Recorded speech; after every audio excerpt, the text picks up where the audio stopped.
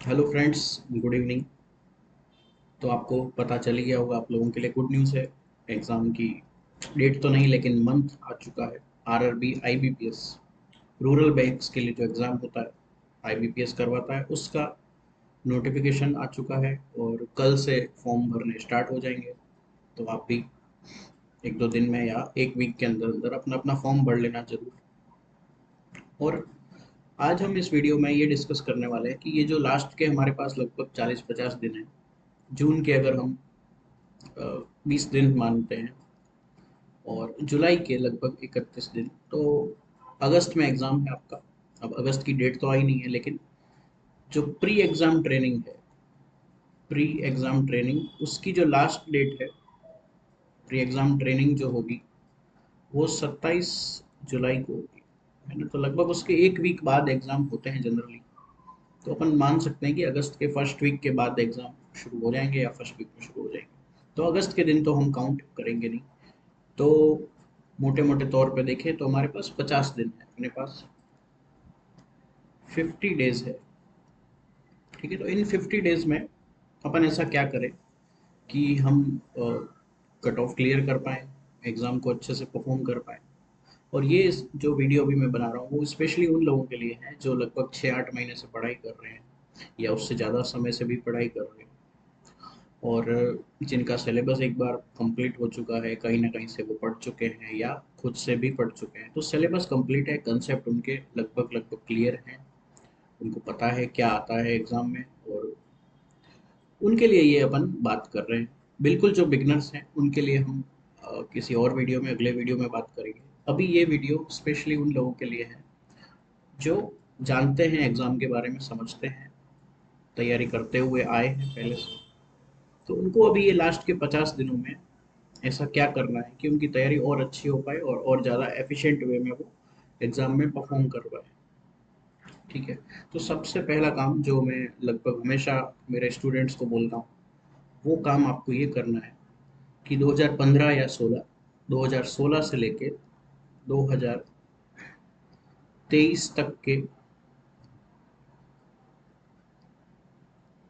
Previous years के memory based papers आपको मिल जाएंगे। आप गूगल पर सर्च करोगे previous years papers, banking, banking के प्रीवियस ईयर पेपर सर्च करोगे तो आपको मिल जाएंगे। कोई ना कोई वेबसाइट, दो तीन वेबसाइट होगी जहाँ पे आपको आराम से मिल जाएंगे। आप पीडीएफ इनकी डाउनलोड कर सकते हो, पीडीएफ डाउनलोड कर सकते हो इनकी। तो आपके पास काफ़ी सारे पेपर होंगे और साल में 6 एग्ज़ाम होते हैं। तो देखो कौन कौन से एग्ज़ाम होते हैं।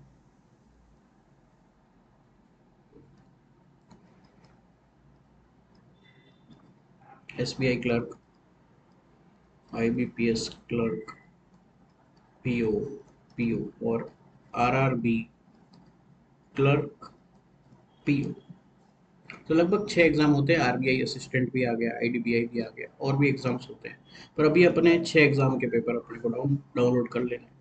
हालांकि अभी हम जो फोकस करेंगे वो आरआरबी पे करेंगे, क्योंकि फिलहाल नोटिफिकेशन आरआरबी का आया है, लेकिन आने वाले समय में आईबीपीएस पीओ क्लर्क का भी तो नोटिफिकेशन आने वाला है। ठीक है, और टॉपिक सब सेम है, सिलेबस सेम है। बस जो एग्ज़ाम पैटर्न है वो थोड़ा थोड़ा अलग होता है, लेकिन आपको भी पता है तैयारी सबकी अपन एक साथ ही करते हैं। ये हो सकता है कि किसी टॉपिक से किसी एग्ज़ाम में ज़्यादा क्वेश्चन हो, किसी में कम हो, लेकिन एक ओवरऑल अपन अप्रोच देखें तो सारे एग्ज़ाम को अपने को एक साथ लेके चलना होता है। फिलहाल के लिए अगर आप बिल्कुल, आपको लगता है कि हम बिगनर्स हैं, बिल्कुल बिगनर्स हैं, तो आप S B I P O को फिलहाल के लिए आप छोड़ सकते हो, वो भी ज़रूरी नहीं है। लेकिन अपन प्रेफ़रेंस के साथ प्रैक्टिस करेंगे। सबसे पहला काम हमने क्या किया, प्रीवियस ईयर पेपर डाउनलोड कर लिए। तो क्योंकि अभी हम आरआरबी की बात कर रहे हैं, तो सबसे पहले आपको आरआरबी वाले जितने पेपर होते हैं उनको सॉल्व कर लेना है, topic wise, topic wise solve करना है। फॉर एग्जांपल आरआरबी का क्लर्क वाला पेपर 2016 का, ये मेरे सामने है। तो इसमें मैं सबसे पहले क्या सॉल्व करूंगा, सिंप्लीफिकेशन, उसके बाद अप्रोक्सीमेशन। ये दोनों टॉपिक को मैं एक साथ ले लेता हूँ। सबसे पहले काम करना है, 2016 का ये पेपर लिया, उसमें इस टॉपिक के क्वेश्चन सारे आपने सॉल्व कर लिए। और कोशिश करना टाइमर के साथ सॉल्व करना, और नहीं तो जैसे भी, लेकिन सॉल्व जरूर आपको करने हैं सिंप्लीफिकेशन और अप्रोक्सीमेशन के। 2016 इसी तरह ये टॉपिक के क्वेश्चन जितने भी पेपर्स में आए हुए हैं 2016 से लेके 2023 तक, आरआरबी क्लर्क वाला जितने क्वेश्चन आए आपने कर लिए, ठीक है।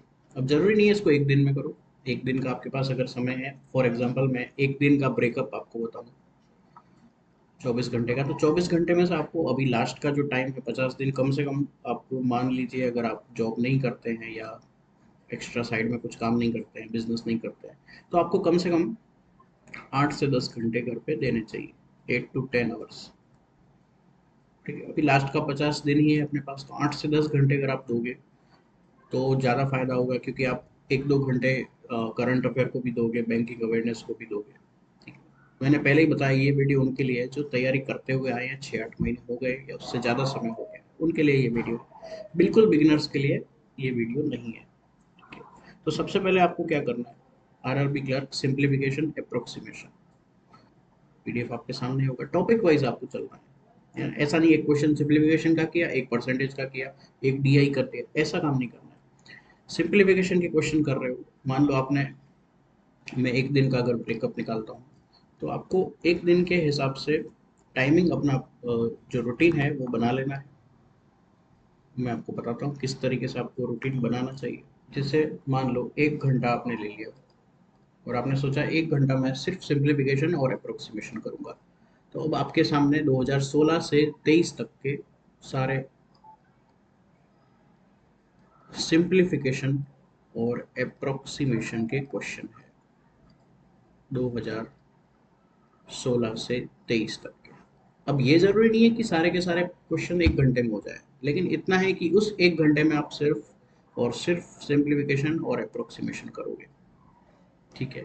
फिर अगले एक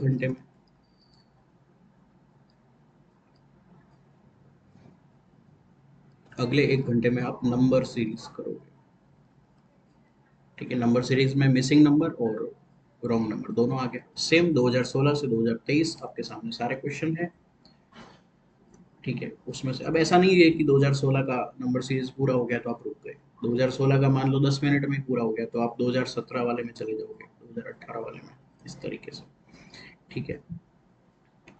तो सबसे पहले आपको ऐसे करके सारे टॉपिक, टॉपिक आपको पता ही है, सारे टॉपिक आ जाएंगे, उनको सबको एक एक घंटा आपको देना है। जैसे नंबर सीरीज हो गया, 1 घंटा आपको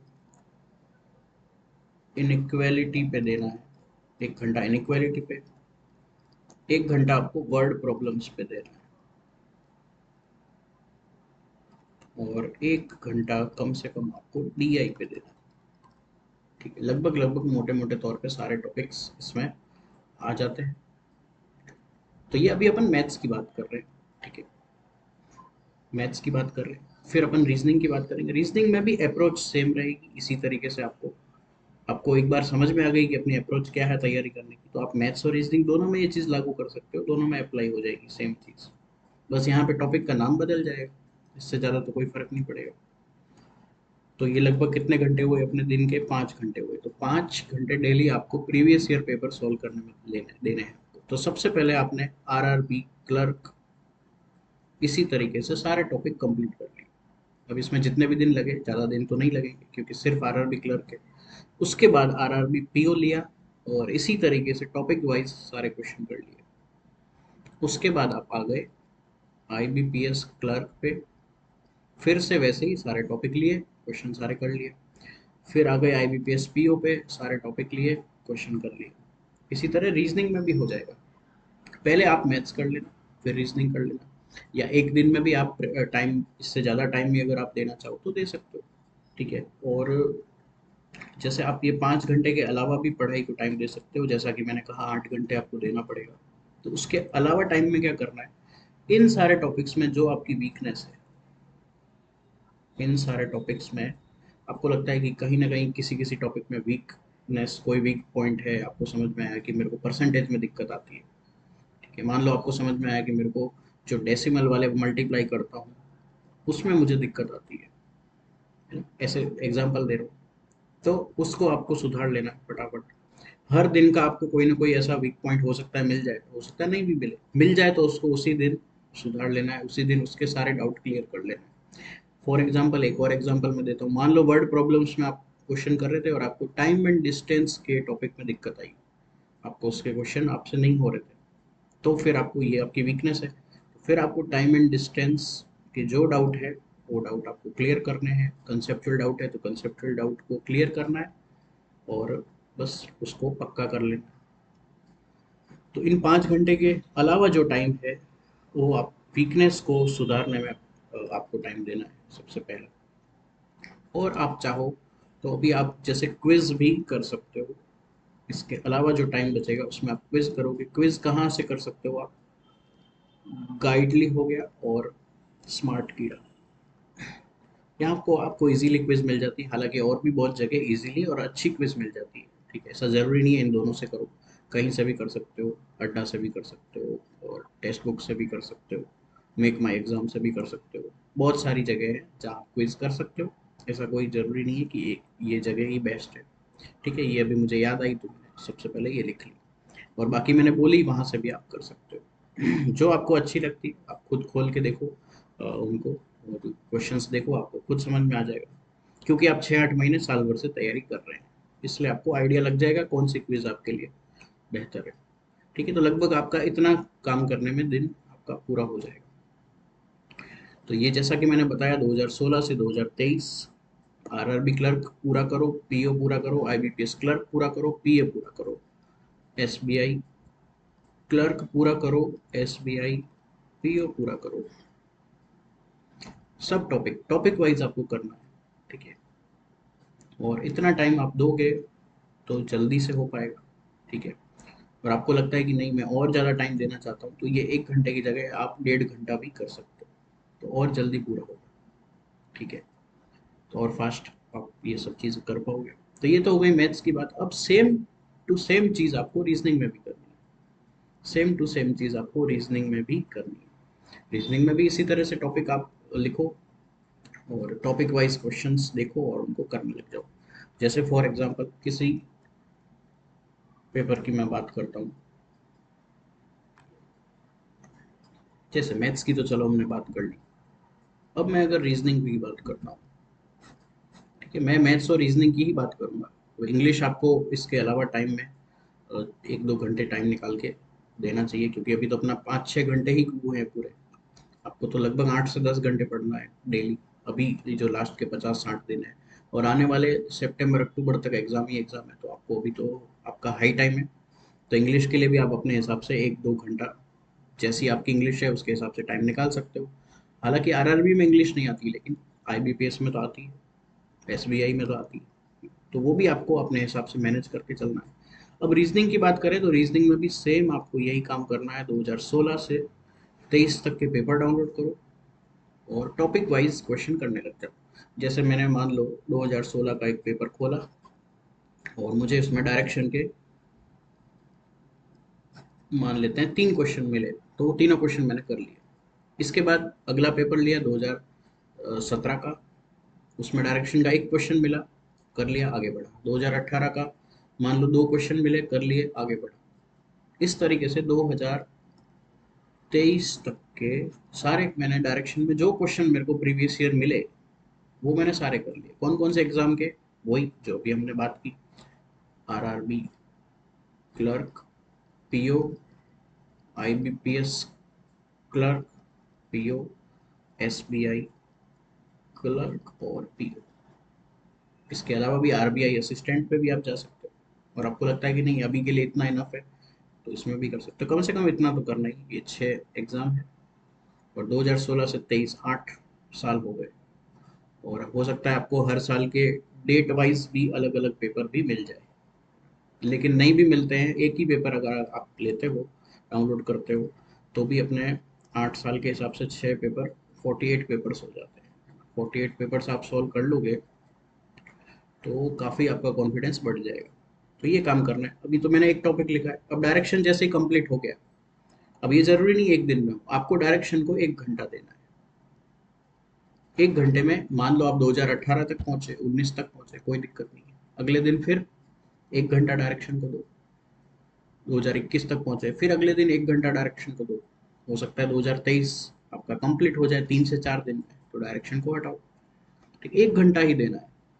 जैसे 1 घंटा पूरा हुआ, ऐसा नहीं कि आप बीच क्वेश्चन में छोड़ दो।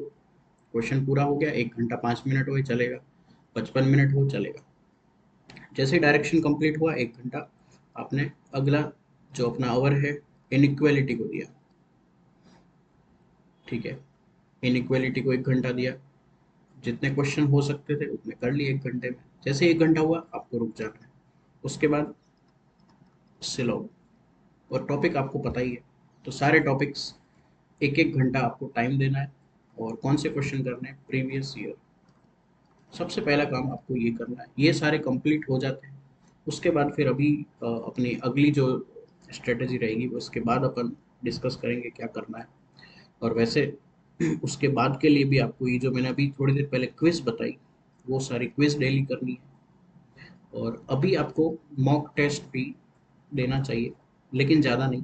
अभी आपको वीकली 1 या 2 मॉक टेस्ट देने चाहिए अगले 10 12 दिन तक, क्योंकि अभी आप इस मिशन पे हो कि आप प्रीवियस ईयर क्वेश्चन सारे एक बार कर लो। ये पूरा हो जाता है, उसके बाद आप आपके मॉक टेस्ट बढ़ा सकते हो। उसके बाद आप डेली का 1 मॉक टेस्ट दे सकते हो, 2 दे सकते हो। ठीक है, लेकिन अभी आपको मॉक टेस्ट ज़्यादा नहीं देने हैं, ज़्यादा आपको ये करना चाहिए जो मैंने थोड़ी देर पहले डिस्कस किया है। तो आई होप आपको ये स्ट्रेटेजी समझ में आ गई होगी कि अभी आपको शुरुआती दिनों में 50 में से शुरू के 10 12 15 दिन में ये काम कंप्लीट कर लेना है। ठीक है, अगर आप चाहो तो एक दिन मैथ्स करो, एक दिन रीजनिंग करो, अल्टरनेट चलो। ठीक है, कैसे अल्टरनेट, ऐसा भी कर सकते हो। और आप चाहते हो कि नहीं मैं मैथ्स पहले पूरी कर लूँ, 5 दिन 6 दिन जितना भी लगता है, फिर रीजनिंग करूँ, तो आपकी इच्छा है, उसमें कोई दिक्कत नहीं है, जैसा आपको सही लगता है। 2 दिन मैथ्स 1 दिन रीजनिंग, ऐसा भी कर सकते हो। 1 दिन मैथ्स 2 दिन रीजनिंग, उससे कोई फर्क नहीं पड़ेगा। लेकिन मैथ्स और रीजनिंग आपको इस तरीके से करना है। और कंप्लीट आपको ये पेपर्स जितने जल्दी हो सके 10 12 दिन 15 दिन में कर लेना है। इससे जल्दी भी पॉसिबल है। ठीक है, हो सकते हैं, बिल्कुल हो सकते हैं, लेकिन करना है इसको अच्छे से। फिर एक और मैं आपको बात बता देता हूँ, जैसे वीकनेस पे मैंने थोड़ी देर पहले आपको बात कही थी कि आपको वीकनेस पे टाइम देना है। ये सारे टॉपिक करने के बाद आपको ये ऑब्जर्व करना है कि आपको किस में प्रॉब्लम हुई थी।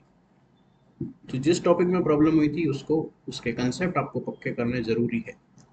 अगर वो काम नहीं किया तो ये इतनी मेहनत करने का उतना फल नहीं मिलेगा आपको जितना मिलना चाहिए। जैसे मान लो सिलोगिज्मो में आपको दिक्कत आई, कुछ क्वेश्चंस आंसर नहीं निकाल पाए या गलत निकाला या समझ में नहीं आया कैसे करना है क्या करना है, तो आपको सिलोगिज्म के कंसेप्ट उसी दिन आपको क्लियर करना है।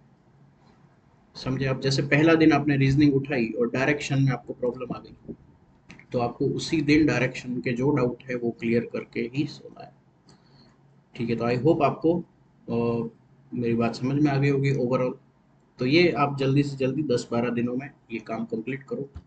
और अभी हम जुड़े रहेंगे, और मैं भी वीडियोस डेली बेसिस पे अपलोड करना शुरू करूँगा। और हम प्रीवियस ईयर क्वेश्चंस या उससे इंस्पायर्ड क्वेश्चन, अच्छे अच्छे क्वेश्चंस यहाँ पे करने वाले हैं, चाहे लाइव क्लास हो चाहे रिकॉर्डेड हो। Thank you very much.